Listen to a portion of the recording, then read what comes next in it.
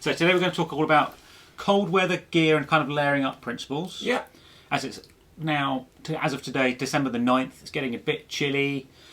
Some games are starting to take place and certainly below 10, and it's been below 0 recently. Yeah.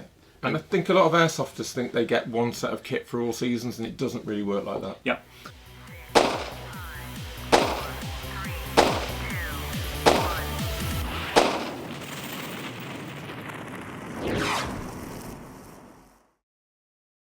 So, hello, welcome back to AATV. I'm your host Tom Anvil Hibberd, today with my co-host Gareth Gadge Harvey. We're back doing one of our table talks. It's been a while. Yeah, but I do enjoy them. Yep, and you guys seem to enjoy them too. Someone was moaning that there wasn't enough Gadge on the channel. Oh, wow, so he's back. I've been off on secret missions.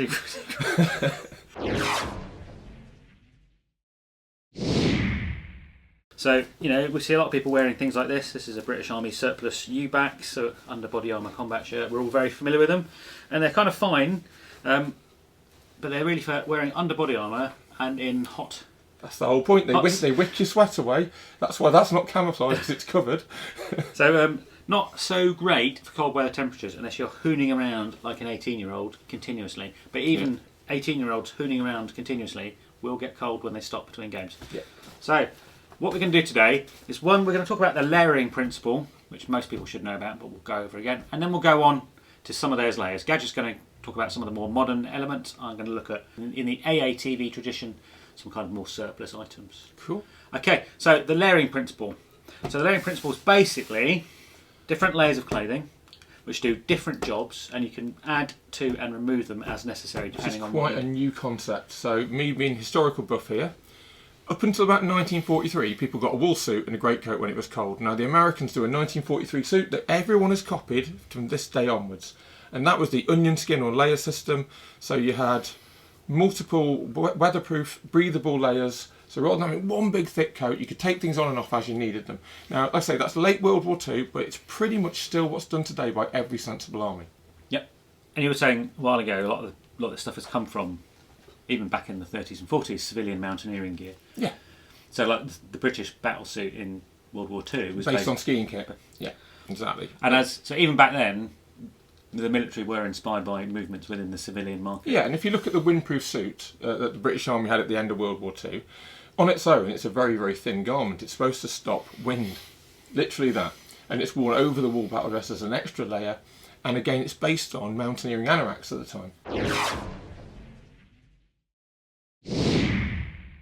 Right, so let's start off base layers. with base layers. So the surplus is normally, unless you're looking for something really niche, on the cheaper end of the market. Cheaper than buying it, also generally new in a shop. So even if you went to something like Decathlon, you can generally find an equivalent in the surplus market for cheaper than you can there. So this is, let's get rid of my coffee. This is I shall tell you the exact designation, Gadge. This is a vest thermal underwear light olive. Okay. Part of the PCS system. So it's in QOT kind of khaki. So it's a synthetic, slightly thick wicking top. So it's designed to keep you warm. It's also designed to get the sweat off your body when you're working. But conceptually, it's the same thing we had in the 90s. We issued a long sleeve t-shirt and short sleeve t-shirt to go under your next layer. Imagine what they've done is just change the label. Yeah, and they've changed the fabric. You've got this much more sweat absorbent wicking material. Over a couple of days, if you wear this next to your skin the whole time, these will start to smell. And once they start to smell, they never really stop smelling, even if you wash them a lot. This one's not too bad. So this is great next to the skin as a base layer when it starts getting really cold. If you're running around like mad, this may still be too warm, but we'll talk about that in a minute. There are some alternatives to this in the civilian market. They tend to be a lot more expensive, and in terms of functionality, not really much better. So you can spend a lot of money on a really nice merino wool long sleeve shirt. Yeah. They're a bit more fragile, they don't smell as much, but kind of functionally, for the sort of games we do, you can pay £5 for one of these or £40 for a merino wool long sleeve top. I probably would literally just go with something like this. It really is quite simple. Or the equivalent from something like Decathlon. So let's have a look at something a bit more exciting, mid layers. So Tom, my mid layers aren't that cool or sexy. Basically, I tend to wear fleecy leggings. And I know that sounds silly, but trust me, if you're doing command group at Milsim Games, etc. You're standing around a lot. Absolutely brilliant, absolute godsend. If you're running around all the time, you can get a bit toasty, but I find these, and these are a pair of Arc'teryx Row thermal leggings. They're essentially the same as any other leggings really, but a little bit of a better build quality. Tiny little sort of like credit card key pocket on the leg. How much does that bit cost? I reckon that logo alone makes them cost about £100.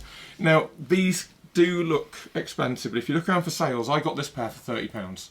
And for the price point of £30, they are absolutely amazing. I've actually worn them to sleep in at times at night because they're just so comfy, they fit the form. Yeah. If you look at stitching quality as well, probably inset on that, that's not going to come apart in a hurry. So yeah, then you've also got the equivalent top. Equivalent top as well again, and you can wear this on its own sometimes when you're not wearing the leggings and just stick it over that initial base layer t-shirts or whatever. Yep. And again, it's got a roll neck top, a little bit of a key pocket, fleecy lining, really, really warm. Those two together, I say I sleep in them, sometimes I wear them in winter as an underlayer. Yep. And they're not too big, you can actually stuff them down to absolutely nothing in your day sack if you need to. They're not big. Easily take that out in your day sack. Yeah. So generally, you probably wouldn't want to run around Not stuff like this, even in 0 degrees. You'll get, as long as you're moving, you'll get quite hot. But as soon as you stop, it's useful having a mid layer with you. I have seen people leaving this sort of thing on, going out for their morning patrol, and they come back absolutely dripping. So you need to be a bit sensible about when and where you wear them. And again, being quite a tactical colour, they call this crocodile. With the tops, you can actually wear that as an outer layer. I've seen people do that quite a lot. Surplus wise, I've got a few things to go over. So you can either call this a mid layer or a base layer. They've been used as both by the British Army, and this is the absolute classic gadget. This is a Norwegian shirt. Absolutely love them. Now they've been superseded in the civilian market by better, more technical garments, but in terms of useful surplus, these are brilliant, and they're also cheap, £5–10 without any trouble. And it's almost a terry cloth micro fleece underneath, and a nice stretchy layer outside. You can use these as a base layer, so a lot of people used to use these underneath their smocks without wearing anything else when it gets a bit chilly. You can also use it as a bit of a mid layer, as a warming layer, so you can take it with you. I wore one with a SAS smock all the time on exercise. Yeah, so brilliant. You probably wouldn't need much else in that case. I think Norges, certainly if you do any form of retro gaming, absolutely brilliant. And actually, I really like it anyway. It's just a really. And if you look at the design of it, that Arc'teryx top I was showing you, it's exactly the same design. It's that sort of roll neck, quarter length zip, fleece lining, long sleeve. So Arc'teryx are made of more modern materials, but in principle, the concept's the same. The concept's very, very similar. Another classic gadge. Oh, woolly pulley. Woolly pulley. Now, Jersey men's wool. Not something you want next to the skin. If they get really washed out, they're not too bad. They can be a bit scratchy. They have the advantage of staying reasonably warm when they're wet. You'll see photos from the Falklands of guys wearing Norges with one of these over, and another item we'll get onto in a minute. So they do the job. Again, I've worn them on exercise before we all started buying Norges, and they're not as cool as other things, but they're functional and they're cheap. And again, great for retro games. Yeah. If you need a warm layer for a retro game, you don't want to look completely modern. Really good and cheap. I think this was somewhere between £15 and £20. So, but if you are looking for a really warm mid layer, British Army, kind of colloquially known as softies, there's a couple of types. This is the one which doesn't have the full length zip, so it's only got the 3/4 length zip. But it stows away into its own pocket. Yeah. It's got a thermal insulating layer in between, and then a micro fleece on the inside, and a windproof shell. Slightly water repellent. It's not waterproof. Now I had this on the whole day, both days at the most recent descent to keep me warm underneath my smock, and that was great. They were a very popular purchase, late 90s, early 2000s, buffalo type shirts. You see a lot of quite high profile guys cutting around in them, especially those all the mountain warfare guys and that sort of stuff. Yeah, and they pull them out of their pack and throw them on when they stop moving. Yeah, and that's the other thing, is you can compress this right down, easily get this into a utility pouch if you work it hard enough. On it a bit. You've sat on it a bit. Easily chuck it in your day sack. With a bit of a shake, it lofts up pretty quickly. So this would be a lofting layer or a warming layer. Does that have side vents like the original buffaloes did? Yes. You've got pit zips. Yeah. And also it's got side zips as well. So you can open it up and just chuck it straight over the top. Exactly, yeah. And you've still got access to all your pouches. So if you literally just need to throw a warming layer on, you can open the whole thing up, chuck it over your top. And that's what you saw the guys doing. Still with your webbing on and stay warm. Yeah. So you can take it out on a patrol, maybe wearing a shirt or a smock. Yeah. If you stop, chuck it on for 5-10 minutes, put it back in your pack, stay warm. And so when you get back off a patrol, back to camp, chuck this on nice and quickly. Very much was also like around about 2000s they did a reversible softie that was sand on one side, green on the other. They were fantastic for just throwing on like a warm jacket.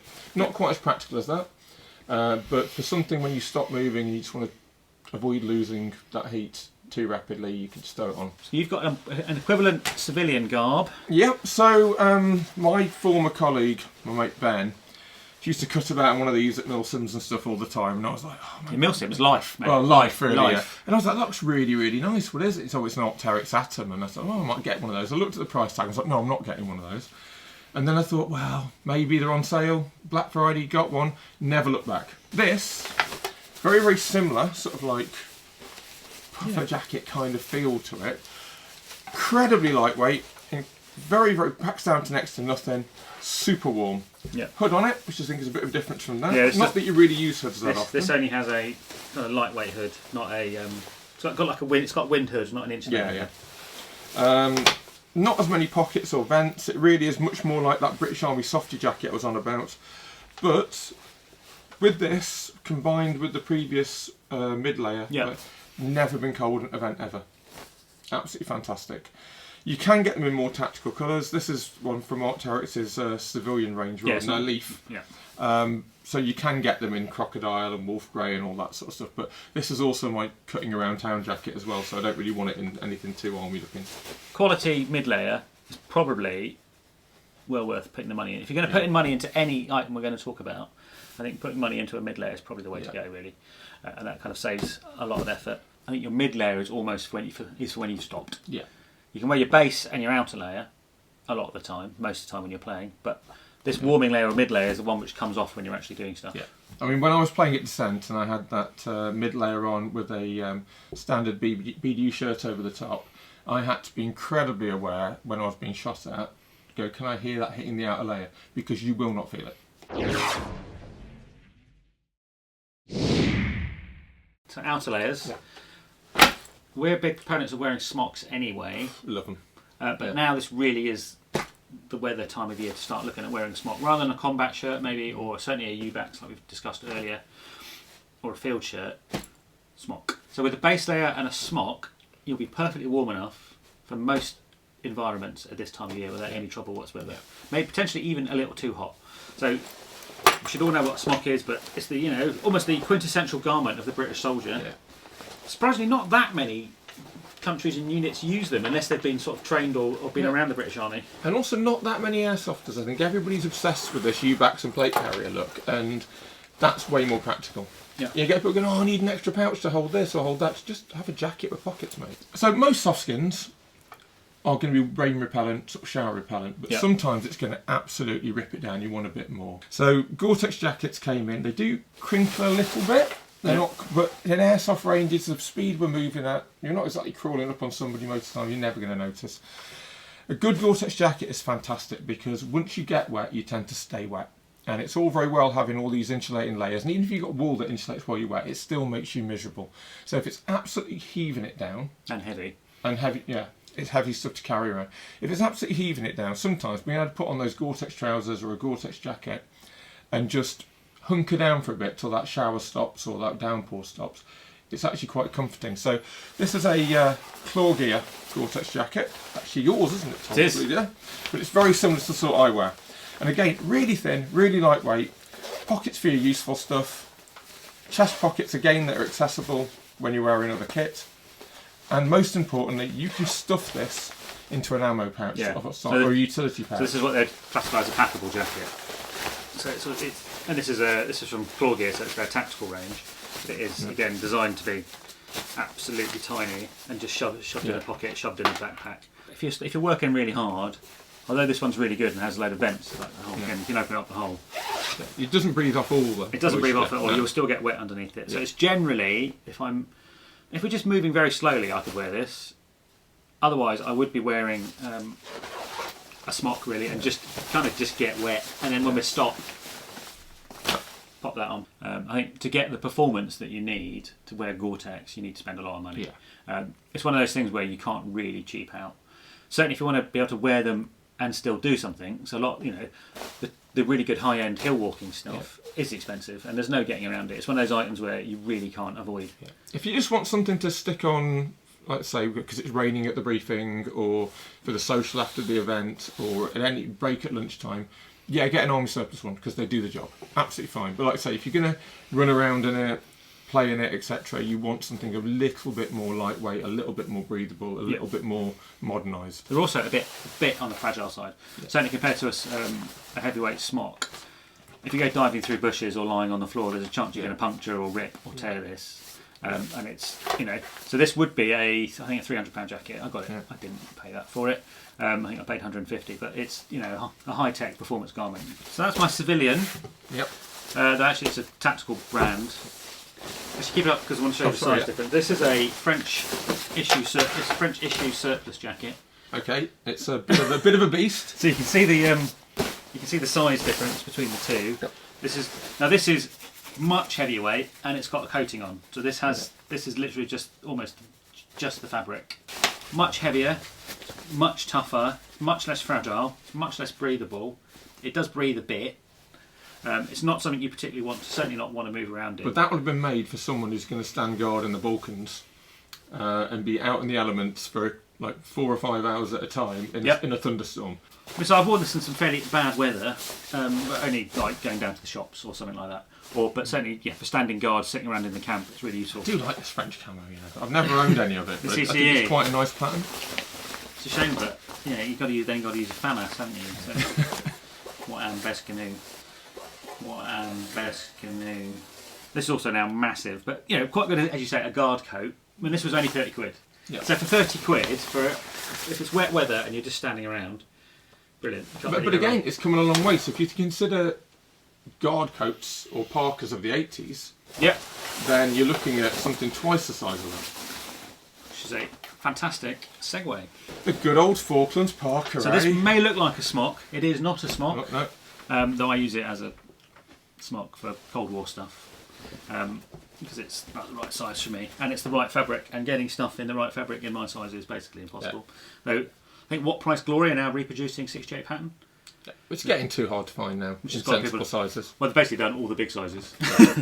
And these are starting to get expensive. I can't remember the official title. Is it something like Parker Arctic Warfare or something like that? This is a Parker men's cold weather. There you go. So this is about 83. So this is just post-Falklands. But very, very similar in style. And it's long. It's got these adjustable cuffs to stop the wind going up your sleeves. Yeah, amazing. Nice lined and wired hood. Lined and wired hood. So these were designed, as we've just been talking about, as literally you come back from your op or your patrol and you're on guard duty, and this goes on top of, these are massive, this goes on top of everything. Yeah. And it also works combined with this kind of quilted coat, which normally sits inside. So this is a liner for this jacket. Now this can be used separately. This style of liner was actually issued with the 68 pattern and 85 pattern combat jackets, if I recall correctly. Yep. So you had a removable inner liner, and I even got one of these liners issued to me in 1997. Wow. So they were still in service of a sort until Soldier 95 came out. Yeah. Basically. So this Velcro's, you see the Velcro hook. This Velcro's inside this jacket, adds another layer of warmth. So you'd be wearing.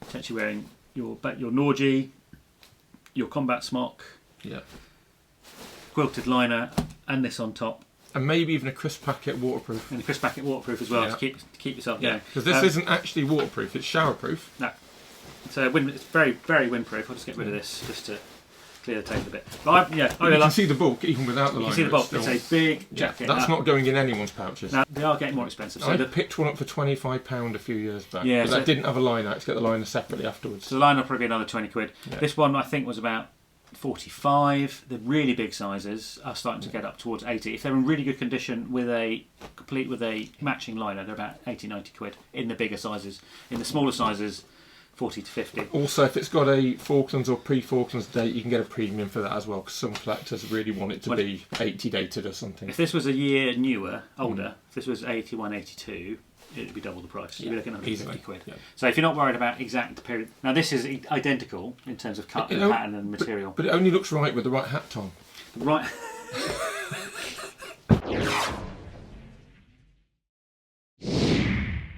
Isn't a deputy dog hat? Now, this is post Falklands because it's got the teddy bear fur. Yeah. The Falklands one have quilting. Yeah.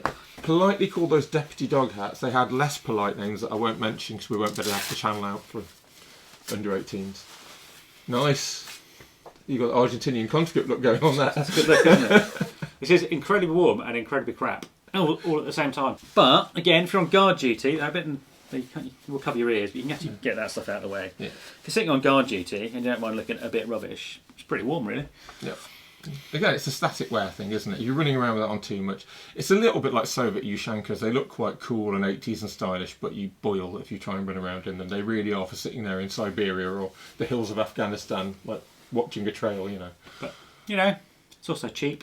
Yeah. I wouldn't use it in modern for a modern game, but in terms of, again, for 80s into the early 90s, and it's cold at night, brilliant, you know. You want to look out the park. Have you got a cool hat? I have, because things have come along a long way. Let's call it my hat. Now with modern fabrics, I use this, which is a Ferro Concepts beanie hat, and it's almost see-through, it's that thin. But because it's got this kind of grid pattern, which traps air in between them, it's incredibly warm. So I wear this as my kind of like winter hat if I'm stopping moving.